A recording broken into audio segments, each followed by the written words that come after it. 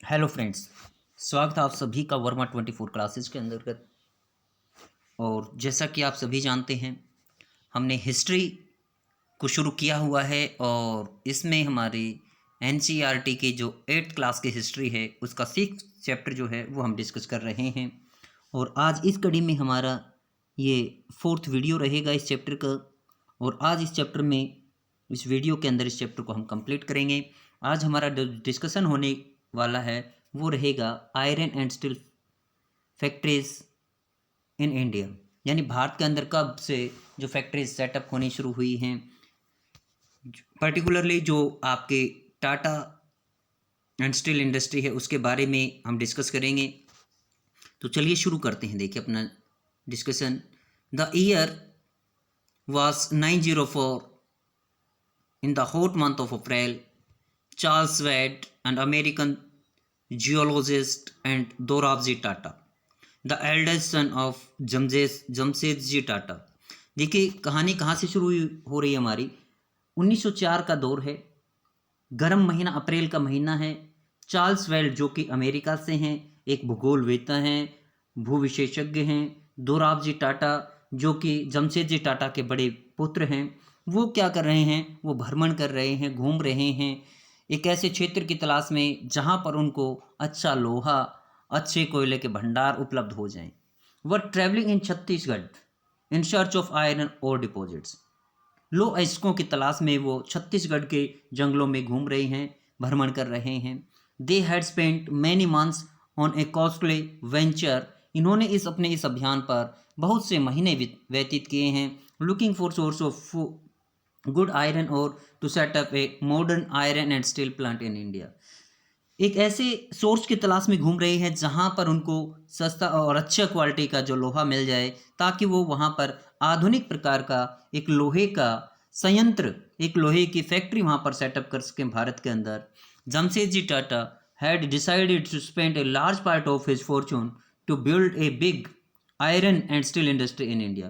क्योंकि जमशेदजी टाटा ने ये निर्णय किया है कि वो भारत के अंदर अपना एक विशाल क्या स्थापित करना चाहते हैं, एक लोहा और स्टील इंडस्ट्री यहाँ पर सेटअप करना चाहते हैं, ताकि भारत का भाग्य भी यहाँ से बनाया जा सके। But this could not be done without identifying the source of the fine quality iron ore. लेकिन ये तब तक संभव नहीं हो सकता जब तक कि अच्छी क्वालिटी का लोहे के भंडार या लोह अयस्क वहाँ पर उपलब्ध नहीं हो जाता है।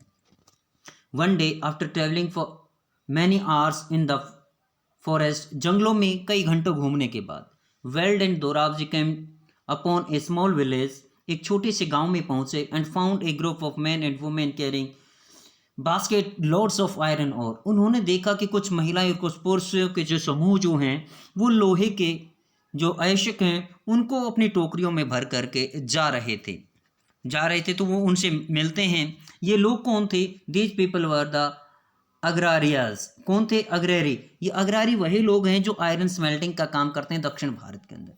When asked where they had found the iron ore, जब उनसे पूछा गया कि ये लोहे ऐसा कहाँ से लेके आए हैं, the agrarians pointed to a hill in the distance, कुछ दूरी पर जो पहाड़ी थी उसकी तरफ इशारा किया। Weld and Dorab reached the hill after an exhausting trek, एक थकाऊ रास्ते से, घने जंगल से होते हुए वेल्ट और दोराब जी जो हैं वो वहाँ पर पहुँचते हैं। ऑन एक्सप्लोरिंग द हिल, उस हिल पर पहुंचने के बाद, चोटी पर पहुंचने के बाद, पहाड़ी पर पहुंचने के बाद, the geologist declared that they had at last found what they had been looking for. आखिरकार उनको वो वस्तु मिल गई जिसकी तलाश में वो घूम रहे थे। जी हाँ, ये पहाड़ियाँ कहाँ की थी? राजहारा पहाड़ियाँ हैं। ये राजहारा की पहाड़ियाँ had one of the finest ores in the world. ये राजहारा की जो पहाड़ियाँ हैं, इनके ऊपर उत्तम क्वालिटी के जो लो अयस्क हैं वो पाए जाते हैं भारत के अंदर। But there was a problem, यहाँ पर एक समस्या थी। समस्या क्या थी? What was the problem? The reason was dry, ये एरिया क्या था? ये शुष्क था। And water necessary for running the factory, और किसी भी उद्योग को चलाने के लिए जल की बहुत आवश्यकता होती है। Was not to be found nearby, और आसपास ये जल नहीं था। The Tatas had to continue their search for a more suitable place to set up their factory, इसलिए उन्होंने अपनी तलाश को और जारी रखा कि कोई ऐसा स्थान मिले जहां पर अपनी फैक्ट्री को सेटअप कर सकें। However the Agarias help in the discovery of a source of iron और, यद्यपि अग्रारीज जो समुदाय था, ये वेरी वेरी इंपॉर्टेंट पॉइंट है। यहाँ पर क्वेश्चन बनेगा आपका एमसीक्यू क्वेश्चन, एमसीक्यू क्वेश्चन यहाँ से बनेगा, वन वर्ड क्वेश्चन यहाँ से बन सकता है, यहाँ से आपका ब्लैंक यहाँ से बन सकते हैं गैप फिलिंग के क्वेश्चन से। तो अग्रेरीज ने क्या किया, उनको एक सोर्स आयरन और खोजने में तो मदद की। Later supply in Bhilai steel plant, और बाद में इसको कहाँ भिलाई प्लांट स्टील प्लांट के तौर पर इसको स्थापित भी किया जाता है, क्योंकि ये क्या करते थे अग्रेरीज, ये भिलाई को सप्लाई देते थे, भिलाई जो स्टील प्लांट है उसको। A few years later, a large area of forest was declared on the banks of the river सुवर्ण रेखा। बाद में क्या देखा कि एक विशाल जंगल को सुवर्ण नदी के तट के पास का एरिया को साफ किया गया to set up the factory, और यहाँ पर फैक्ट्री को सेटअप किया गया। एंड इंडस्ट्रियल टाउनशिप, और यहाँ पर एक औद्योगिक नगर बसाया गया जिसका नाम रखा गया जमशेदपुर। क्या नाम रखा गया, Jamshedpur. Here was the water near iron और डिपॉजिट्स, और यहाँ पर क्योंकि जो लो आइसक के डिपॉजिट्स थे, खाने थी, वहाँ पर पानी भी आसपास में ही उपलब्ध हो गया था। Thus the iron and steel company TISCO, क्या नाम दिया जाता है शॉर्ट में इसको, TISCO, that came up began producing steel in 1912। यानी कब ये सेटअप हुई, 1907 में इसकी जा करके क्या होती सेटअप किया जाता है, और 1912 में जाकर के ये क्या करती है, अपना उत्पादन कार्य शुरू कर देती है।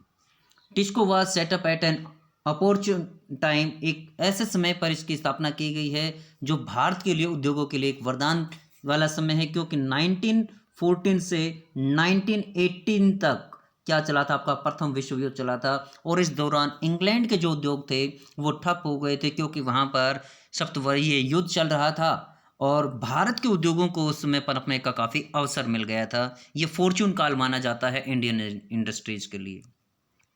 All through the late 19th century India was importing steel. देखिए 19वीं शताब्दी तक लगभग भारत क्या करता था, इंपोर्ट करता था स्टील का। That was manufacture in Britain, जो कि ब्रिटेन में बनाया जाता था। Expansion of railways in India, और जैसे जैसे भारत के अंदर रेलवे का विस्तार हो रहा था, तो ऐसे में क्या हो रहा था, देखिए ये जो विस्तार चल रहा था भारत का, ये देखिए जमशेदपुर नगर का ये सीन दिखा रखा आपको, ये पूरा क्या है, जमशेद नगर है, जमशेदपुर। यहाँ पर क्या दिया गया है, यहाँ पर देखिए the Tata iron and steel factory on the bank of river सुवर्ण रेखा। ये दो नदियों का संगम स्थल पर है। एक और नदी है उसका नाम है खारकी, खारखी, ये खारखी नदी और सुवर्ण रेखा के तट पर बना हुआ ये क्षेत्र है सुवर्ण रेखा। इसको यहाँ की प्रमुख नदी है, इसलिए इसी के नाम पर इसका नाम रख दिया जाता है। तो यहाँ पर had provided a huge market for rails that Britain produced. देखिए जो लोहा उत्पादन ब्रिटेन में हो रहा था, वो एक अच्छी मार्केट बना हुआ था, और यहाँ पर रेलवे का जो विस्तार हो रहा था उसके लिए लोहा ब्रिटेन से मंगवाया जाता था फॉर ए लॉन्ग वाइल, काफ़ी लंबे समय। British experts in the Indian railways were unwilling to believe that good quality steel could be produced in India, क्योंकि काफ़ी लंबे समय तक जो भारत के अंदर अंग्रेज लोग जो रेलवे का विस्तार कर रहे थे, उनका ये मानना था कि भारत के अंदर उत्तम क्वालिटी का लोहा नहीं मिल सकता है। By the time TISCO was setup, और जब तक टिस्को की स्थापना होती, द सिचुएशन वाज चेंजिंग, इस समय परिस्थितियाँ बदल रही थी। क्यों बदल रही थी, ये आपके सामने रीजन आया हुआ है।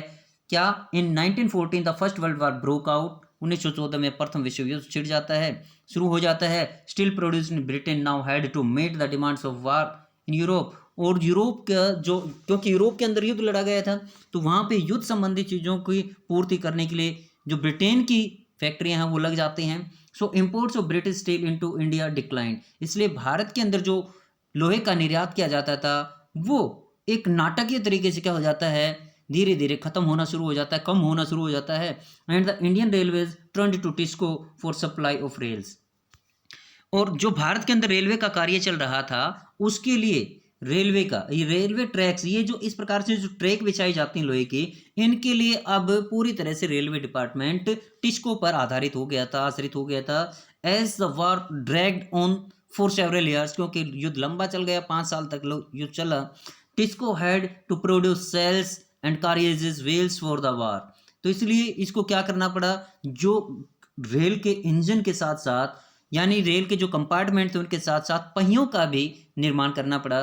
Bye 1990 the colonial government was buying 90% of the steel manufactured by TISCO. देखिए सिचुएशन क्या बन गई, देखिए अब यहाँ पर क्या कितना बड़ा फॉर्चून था टिस्को का कि 1919 तक आते आते 90% जो प्रोडक्शन है वो अकेला ब्रिटेन खरीद रहा है। इसका become the biggest steel industry within the British Empire. British Empire अंग्रेजों के शासन काल के दौरान ही ये टिस्को जो है भारत की सबसे बड़ी कंपनी बन गई थी उस दौरान।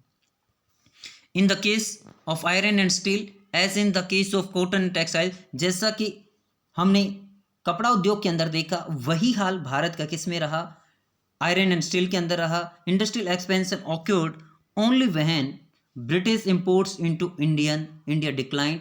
जैसे जैसे भारत का जो ब्रिटेन का जो इंपोर्ट होता था भारत के अंदर, आयात होता था भारत के अंदर, जैसे जैसे वो गिरता चला गया भारतीय उद्योगों को अपने पांव पसारने का मौका मिला। And the market for Indian जो उद्योग थे उनकी जो मार्केट है वो धीरे धीरे कैसे ख़त्म होती चली गई अंग्रेज़ों के ही दौरान। तो यहाँ पर ये आप देख रहे हैं उस क्षेत्र का पूरा सीन दिया हुआ है, यहाँ से किस प्रकार से माइनिंग वर्क चल रहा है। तो अब यहाँ पर देखिए इस सिस्टम को किस प्रकार से हो गया। इंडस्ट्रियल गुड्स इंक्रीज, जैसे जैसे अंग्रेजों का सामान कम हुआ भारत के अंदर आना, भारतीय उद्योगों ने अपने पांव फैलाने शुरू किए। This happened during the first world war and after. ये प्रथम विश्व युद्ध और उसके बाद जो है लगातार सिलसिला जारी रहा। As the nationalist movement develop, और जैसे ही भारत के अंदर राष्ट्रीय आंदोलन शुरू हुए and the industrial class become stronger, और औद्योगिक जो वर्ग था भारत का वो मजबूत हुआ। The demand for government production become louder. इसलिए भारतीय उद्योगपतियों ने भी सरकार से अपने प्रोडक्शन की डिमांड रखनी शुरू कर दी, अपने आप को सरकार के अंदर रह करके सुरक्षित रखना शुरू कर दिया कि हमें क्या दिया जाए, हमें अपने उद्योगों को प्रॉस्पर करने का मौका दिया जाए। Struggling to retain its control over India. अब अंग्रेज जो लड़खड़ा रहे थे, क्योंकि अंग्रेज अब लड़खड़ाने लग गए थे, क्योंकि पहले जैसा आधिपत्य वो भारत पर नहीं रख पा रहे थे। क्यों? क्योंकि भारत के उद्योगपति काफ़ी विकास कर गए थे। The British government had to concede many of this demands in the last decades of the colonial rule. जो औपनिवेशिक शासन का हमारा अंतिम दौर था उस समय अंग्रेजों को मजबूरीवश ये कोई वो हमें क्या नहीं दे रहे थे, कोई दीक्षा नहीं दे रहे थे, ये हमें कोई उपहार नहीं दे रहे थे, बल्कि उनकी मजबूरी थी हमें इस प्रकार की रियायतें देना। अंग्रेजों की मजबूरी हो गई थी कि वो भारतीयों को रियायतें दें। Early years of industrialization in Japan, ये एल्सवेयर का और देख लेते हैं हम। देखिए यहाँ पर the history of industrialization in Japan in the late 19th century presents a contrast to that of India. यानी भारत से बिल्कुल विरोधाभास है, क्योंकि वहाँ की सरकारें जो है वो इनको प्रोडक्शन दे रही है। The colonial state in Indian, क्योंकि भारत के अंदर क्या था, औपनिवेशिक शासन था। Keen to expand the market for British goods, क्योंकि वो भारत में क्या चाहते थे, भारत को एक बाजार के तौर पर इस्तेमाल करना चाहते थे ताकि ब्रिटेन का सामान यहाँ पर बिके। Was unwilling to support Indian industrialist, इसलिए वो लोग भारतीय उद्योगपतियों को कोई सपोर्ट नहीं करना चाहते थे, इनको किसी प्रकार से कोई प्रोटेक्शन नहीं देना चाहते थे। जबकि जापान में क्या था, the state encouraged the growth of industries, वहाँ की सरकार ने उद्योगों को बढ़ावा दिया, जापान की सरकार ने उद्योगों को बढ़ावा दिया। द मेजी रिजाइम, जो मेजी का शासन था, मेजी क्या है, वहाँ का जो एक शासक वर्ग था, which assumed power in Japan in 1868, 1868 के अंदर जिसने सत्ता हासिल की थी, believed that Japan needed to industrialize in order to resist western domination, कि पश्चिमी आधिपत्य को चुनौती देने के लिए जापान के अंदर उद्योगों का विकास होना बहुत जरूरी है। So it initiated a series of measures to help industrialization, इसलिए उन्होंने उद्योगों को बढ़ावा देने के लिए लगातार बहुत से उद्योगों को सेटअप किया। पोस्टल सर्विस का विकास किया, टेलीग्राफ सर्विस का, रेलवे का आविष्कार किया, steam powered shipping work developed, और जो भाप से चलने वाली इंजन से चलने वाली जो शिपिंग थी, समुद्री जहाजें थी, उनका विकास किया। The most advance technology from the west was imported, देखिए उत्तम क्वालिटी की जो तकनीक थी वो वहाँ से क्या से, यूरोप से वो क्या करते थे, पश्चिमी देशों से वो इंपोर्ट करते थे and adapted to the needs of Japan, और जापान की जरूरत के अनुसार उसमें बदलाव करते थे। Foreign experts were brought to train Japanese professionals, और जो विदेशी एक्सपर्ट थे, विशेषज्ञ थे, उनको यहाँ पर जापान में लाया जाता था ताकि जापान के जो प्रोफेशनल हैं, जो व्यावसायिक लोग हैं, उनको यहाँ पे ट्रेनिंग दी जा सके, उनको प्रशिक्षण दिया जा सके। Industrialist were provided with generous loans, और जो उद्योगपति थे उनको बड़े पैमाने पर लोन मुहैया करवाए गए सरकार के द्वारा। इन्वेस्टमेंट बाय बैंक्स, बैंकों के द्वारा इनको दिया गया। Up by the government, setup by the government, जो कि सरकार के द्वारा स्थापित किए गए बैंक थे, यानी सरकारी बैंकों से उद्योगपतियों को ऋण मुहैया कराया गया। Large industries were first started by the government, बड़ी बड़ी उद्योग जो थे पहले सरकार के द्वारा लगाए गए, and then sold off to cheap rates to business families, और फिर उनको सस्ते दाम पर, यानी सरकार ने उद्योगों को चला करके जो बिजनेस घराने थे जापान के, उनको बेच दिया, ताकि वो उसके अंदर, क्योंकि सरकारी के अंदर कामकाज उस तरीके से नहीं चल सकता जैसा कि प्राइवेट इंस्टीट्यूट्स के अंदर चलता है, जैसा कि प्राइवेट उद्योगों के अंदर चलता है, क्योंकि उसमें रूल्स एंड रेगुलेशंस को मेंटेन किया जाता है। In India colonial domination created barriers to industrialization, जबकि भारत के अंदर क्या था, भारत के अंदर कॉलोनियल सरकारें थी, उन्होंने भारतीय उद्योगों को क्या किया, उनके सामने बैरियर्स, उनके सामने रुकावटें, उनके सामने बाधाएं उत्पन्न की। In Japan the fear of foreign, क्योंकि जापान के अंदर क्या था कि विदेशी वहां पर ना आ जाए। कंक्वेस्ट स्पर्ड इंडस्ट्रियलाइजेशन, वो कहाँ पर सपुर्द हुआ, कहाँ पर उजागर हुआ, इंडस्ट्री के अंदर, क्योंकि उन्होंने अपने उद्योगों को बढ़ावा दिया ताकि वहां पर कोई दूसरा वहां पर आकर के क्या ना करे, अपने संसाधनों का उपभोग ना कर सके। But this also meant that the Japanese industrial development from the beginning was linked to military needs, लेकिन यहाँ पर यह बात ध्यान देने की है कि जापान के अंदर जो प्रारंभिक जो उद्योग स्थापित हुए, वो उसकी जो आर्मी थी, जो मिलिट्री थी, सेना की जरूरतों को ध्यान में रखते हुए उन्होंने उद्योगों को स्थापित किया।